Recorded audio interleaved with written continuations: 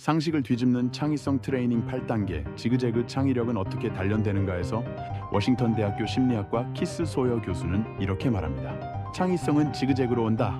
어떤 유형의 창의성을 연구해도 창의성이 발생하는 과정은 똑같습니다. 창의성은 단 한 번 번쩍하고 눈부신 섬광으로 세상을 밝히는 번갯불처럼 내려오는 것이 아니라 아주 사소한 조치들, 약간의 통찰력, 점진적 변화를 통해 왔다는 것을 발견하고 창의성은 지그재그로 온다는 것을 깨달은 것입니다. 소여 교수의 말을 들어볼까요?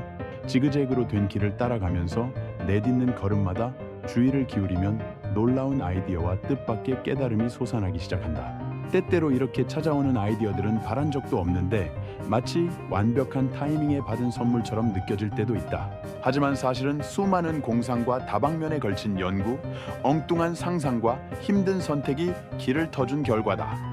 교육학, 심리학, 신경과학의 최신 연구 성과들을 더하여 창의성에 이르는 매우 강력하고도 간단한 지그재그 8단계 프로그램을 소개한 소여 교수는 그 방법을 8단계로 제시합니다.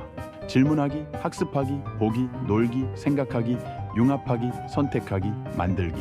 창의성에 대해 지금까지 발표된 글들은 많은 부분에서 창의성을 낭만적으로 묘사합니다. 가령 외부의 신비한 뮤즈나 자기 안에 있는 순수한 어린아이, 또는 아주 깊은 곳에 있는 잠재의식을 불러내야 한다는 등.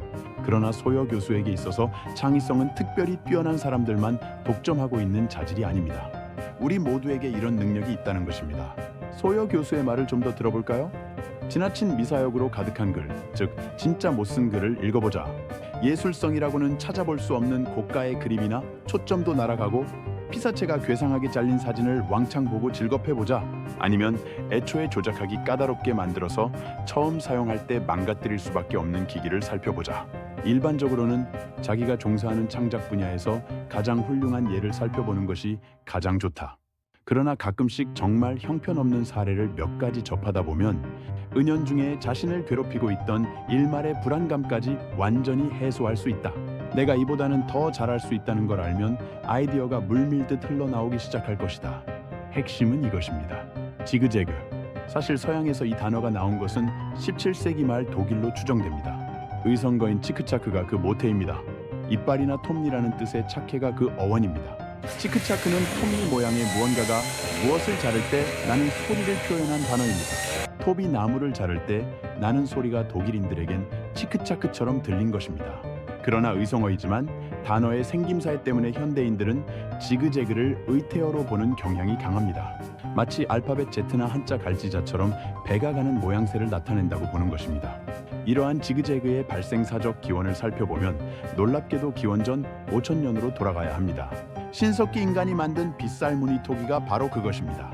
토기 위에 새겨놓은 이러한 빗살무늬가 바로 지그재그 패턴이었던 것입니다. 이러한 지그재그가 산업 디자인에서 본격적으로 활용된 것은 두 차례 세계대전 후입니다.